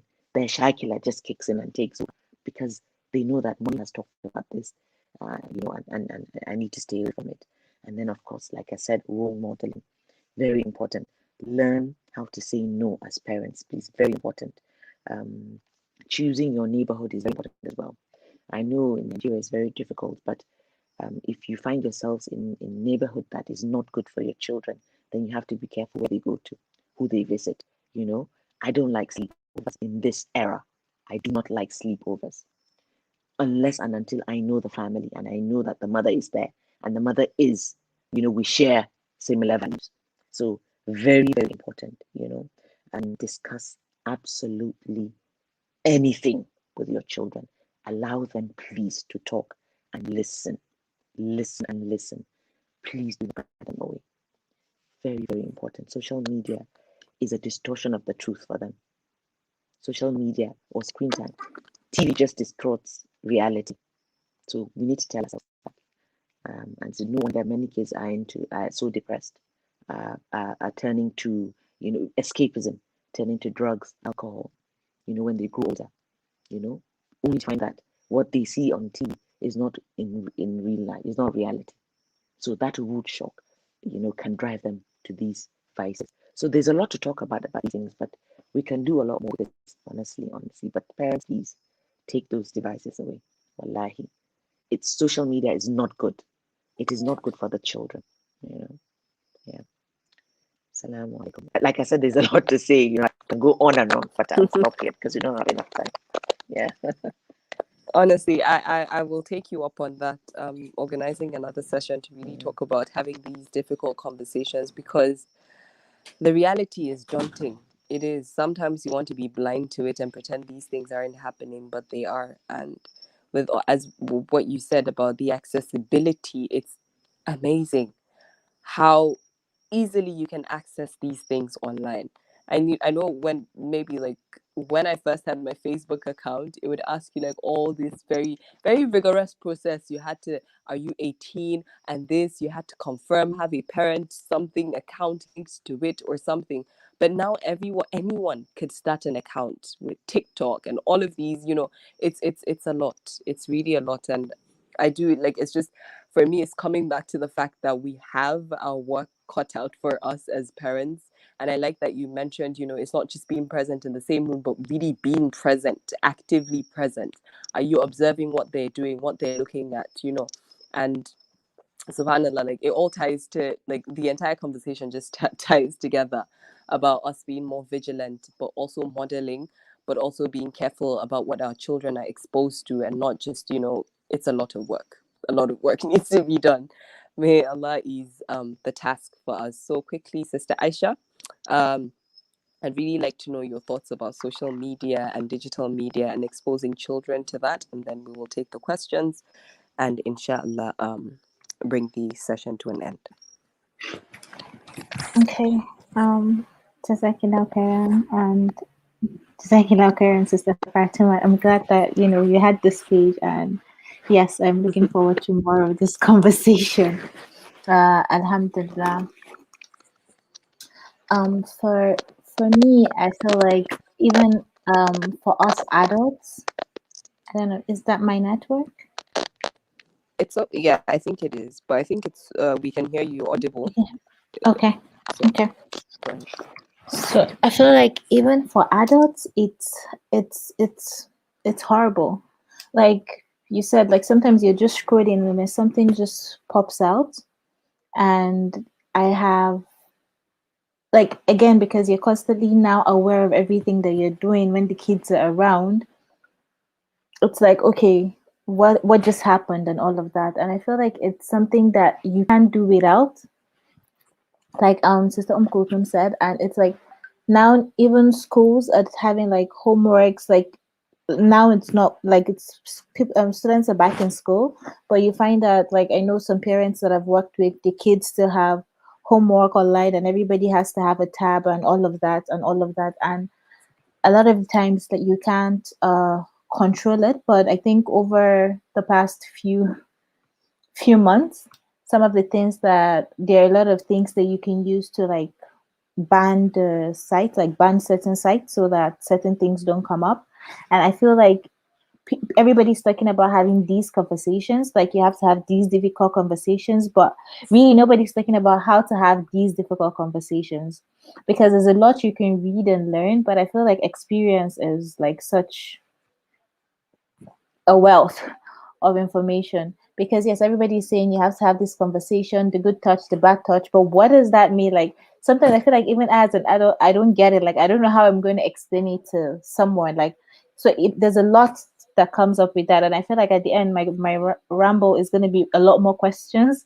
But it's at what age do you start to have this conversation, right? Sometimes it's, do you have to have this conversation between siblings? Like if we're talking about all of that, But again, focus on social media. So I feel like social media is something for us, like now in the dynamics in my houses. My husband does a lot of work with his phone, and sometimes, my son will pick up the phone and, he'll just go put it, like, he'll just go position the phone, like, put it like the way he sees his father when he's trying to do a video. And, he just starts ranting into the camera and all of that. But a lot of times I've had to take a phone from him because really he's not doing anything. He's just trying to see that he can scroll, and he likes to see cause and effect. So for instance, when it's time to, because like again, my husband is not around, so we have to use the phone for like video calls and all of that. And sometimes it's like after he says daddy like a few times, it's just he touches the camera to see that okay, it changes, like just same cause and effect, like okay, when I touch this happens, when I touch this happens, and all of that. And again, another thing with me is like my TV a lot of the time is just for decoration. Like I don't think I have put on the TV in my house in 2 months, like at least in 2 months. I'm sure of that. Because the other day I was trying to put it on and I had to call my husband. Like I really didn't know what the wires were looking like, and it didn't come on. So yes, now I can say that I haven't put on the TV in my house in at least 2 months, because sometimes it's only when I have visitors that it comes on. So I don't see them more as being addicted to screen. But a lot of my work, like my studies, are online. So a lot of times you just see them come sit on my lap and it's like, well, we're just watching what mom is watching and all of that. But it really helps me. One way that I'm really able to do it is I try to be there. Like sometimes it's, we're going to have dinner, we're going to just cover all of it, and there are not going to be phones around. So nobody's phone is going to ring to disrupt anybody again, because I'm really working on their focus. So it's all of those things. And then I try to do a lot of my work when they're asleep. So whether it's dealing with coaching clients and all of that, I try to do a lot of work when they're asleep. So, or when they're asleep, yes, their nap time or their bedtime. So it's one way that I'm able to still restrict the access that they have. So yeah, and then again, I think like again with the kids is different, because like my daughter is really not interested in the phone. She just likes the sounds, so she doesn't even want to scroll. Like you can have it with you, she just needs to be hearing something, maybe in a sheet playing here or there, and she's fine. But like my son has to want to scroll. So I feel like again, like different things, whatever is sensory to them is different. So sometimes I feel like I have to, because like now the other day I was thinking of, okay, maybe I could just put some things on a flash drive. And then that's what also got me looking at like the Quran cube. And mashallah, I feel like these days there's a lot of people, like the world is trying, like that's just what I'm going to say, the Muslim world is trying, making these things more accessible. Like, so I was just thinking like, okay, something like that would be something that's easier, because again, like there's no screen attached to it. But then again, there's also the part where they get to see these things with other people, right? Like, so sometimes like I've had people visit with their kids, or sometimes their cousins come over with their kids, and everybody has a tab.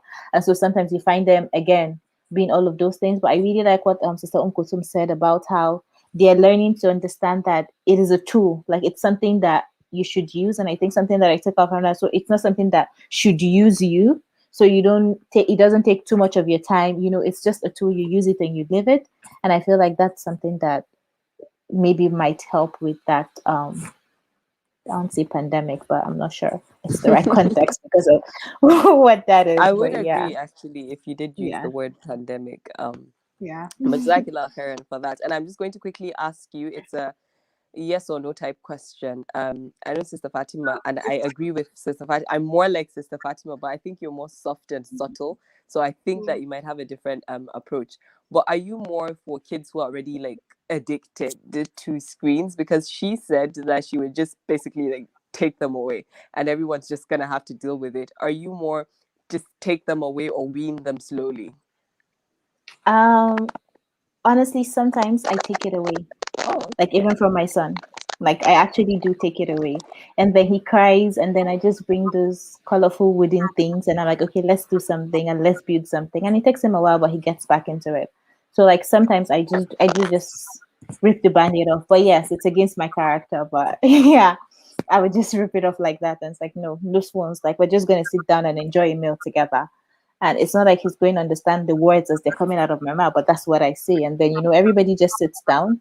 But I feel like for me, it's really about modeling. So in those moments, even if my phone is not going to ring, because I make sure that I put it on silent so that nothing happens, that I'm not saying something to him. Like I don't take a phone from him and then I am on the phone, or I am swiping, or I am scrolling. So yeah.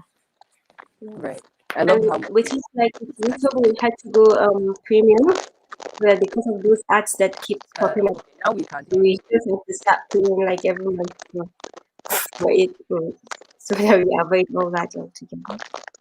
Yeah, I think so. Now we can't hear you. You're not audible now. Okay.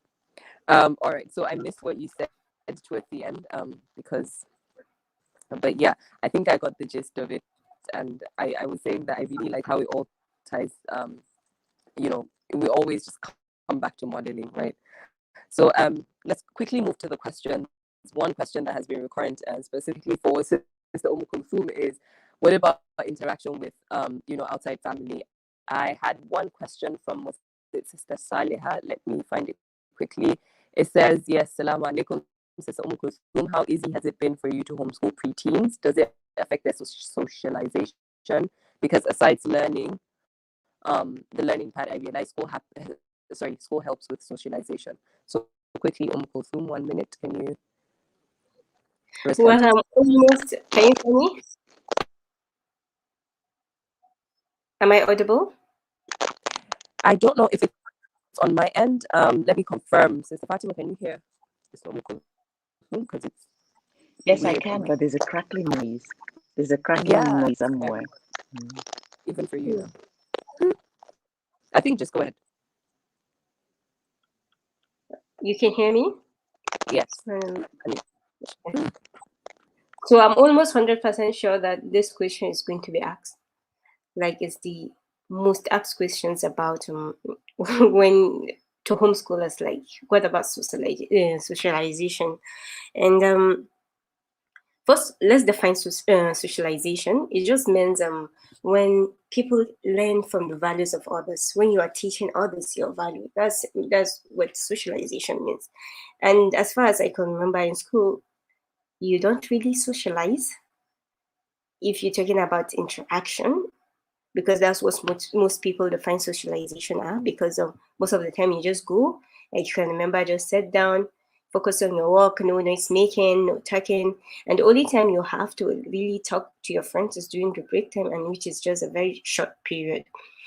And another thing, I think actually people pick socialization, actually socialize when they pick the values from the people they are within and they are around them. So if you're around your parents, you pick their own values, their socialization. And people have this idea of homeschooling like the kids are just locked in a house, they don't go anywhere, they're just locked, and all we do, they just sit and write on the table all day long or something like that. I think we go out more than any other school children, like because we're not in the four walls of the school. We're at the park, we're at the shopping mall, we're at different places doing different things. And like at one time, my kids were doing taekwondo, they were going to book clubs, they are doing different activities. So it's not just and we have people that comes over, the cousins, we go to their own place, we go for weddings, we go for naming ceremonies and all that, and they've seen how we interact with other people, and that's where what they would take. That's where they will pick all these things from. So it doesn't have to be in school for you to socialize. And people are worried that if a child is homeschooled, he's going to be awkward. He won't know how to make eye contact. He won't know how to relate to all those people. And I think it's more about it's both nature and nurture. In the psychological sense, it's still a debate whether people's character is nature or nurture, but it's a combination of both, I think. So if a person, his nature is an introvert, whether even if he's in the school, you find him not interacting much and all that. And if he's an extrovert, anywhere he can interact with anybody. You will see somebody in the village, he has never been to the four walls of the classroom, but he's so expressive, he's so confident, he speaks well, he can talk to no matter how many people are there and all that. So I think it's more of personality. It has a very big role to play in that. So I don't think it should be an issue. I don't know why people keep talking about that, like if it's like only in school that kids get to socialize. I hope I've answered your question. Jazakallah khairan. Sister Saliha, let us know if that answers your question. In the meantime, I'll move to another question from Brother Ibrahim. I saw the question earlier.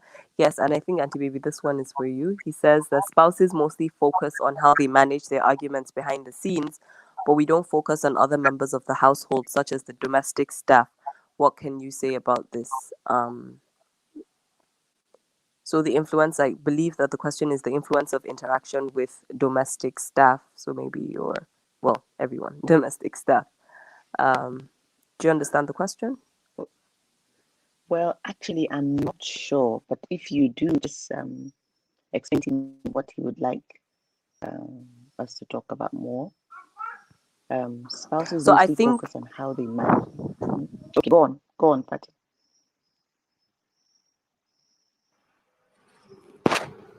I think maybe it's either how domestic stuff affect the situations at home, or maybe if you do it behind the scene and the domestic stuff over. I don't know. It could be two ways.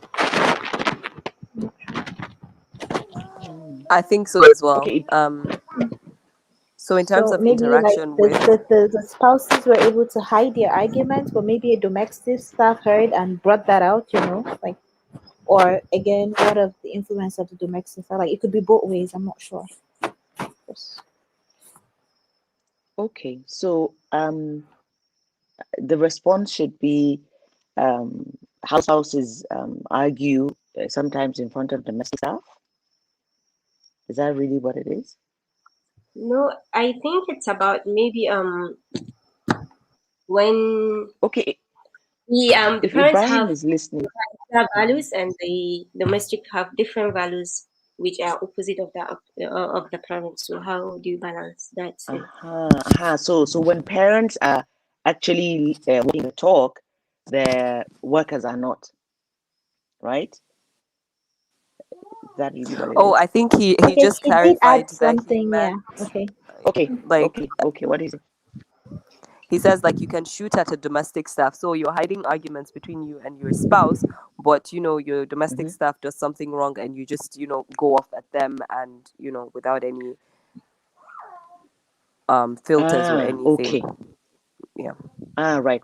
So basically, you don't want to have an argument or fight with your spouse in front of children, but you will shout at a nanny or a driver or a gate man. That is it's the same. So basically, you want your children, how you want your children to be, that is what you need to model. So what you want your children to be in the end, if you want them to be respectful members of society, if you want them to value other people, to value other human beings like them, to not look down on other human beings, to be courteous, to be kind, to be understanding, then you must model that as well. So, for example, personally, at home, I wouldn't say 100% do this, because there are times that you forget yourself and you just go, up your rocker, especially when a nanny or house help is upset you, and then you're quarreling there. So honestly, we need to watch that, yes, because when they leave you and they get married, and if they're girls, they're in their husbands' houses, this is what they see you do, and they think it's right. Because I have seen, definitely I have seen in my school how certain children treat certain nannies. So it is because of that, that for me personally, I want the children to understand that, look, the fact that nannies are working in my school, and they're nannies does not make them, make you look down on them. They're here, they're part of our family, and they're part of the face of the school. If we do not have nannies to help us clean the environment, we're going to have a dirty environment, and the school is not going to be what it is. So it's all part of the goodwill of the school. So because of that, I created what we call a sanitation day, where, okay, they see the nannies clean the school all the time. So it is one of the things that I'm really happy about, that when you walk into the school, and this is what some people say about it, I hear people talk about it, is that it's clean. Now, cleanliness is very high up on my list. It's very important to me. And so that place must be clean. So when parents walk in there, it exudes this sense of, yes, this is a place where I want my children to be. It is all part of it. So for me, taking the nannies, the staff members, the nannies who clean the school is very important. And the way and manner in which my children, the students, treat the nannies matters a lot. And this is why I also tell the nannies essentially that just because you're cleaning does not mean that you should wear rags to show that you're cleaning. So you need to wear good clothing, clean clothing. So and then you also need to wear proper shoes and look very formal, very official, and be proud of what you're doing, because this is an environment where Allah is remembered. And if you happen to be somebody who cleans the environment in which Allah is remembered, surely it will definitely count with Allah, maybe even more than some of the teachers in the school. So for me, respecting any member of society, whoever they are, your drivers, your workers, your nannies, your cleaners, anybody, your uncles who are well-to-do, your uncles who are not well-to-do, in family, or your aunties or your family members who are not as wealthy or affluent as you are, you need to respect people like human beings. Like this is what Allah has encouraged. This is what Allah teaches us, tells us in the Quran to do, and what the Rasul Sallallahu has continuously modeled. So it's very important. So yeah, we have to pay attention. It's the same thing. Brother Ibrahim Harun, it's the same thing. Please do not tell off or abuse your workers in front of your children, because they will do the same. I see it. Some children who are exposed to that come and do it to the nannies, and is not acceptable in our school. Very important. Very good question.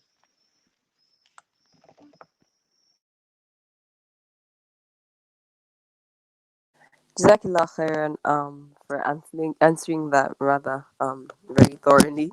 Barakallah fiki.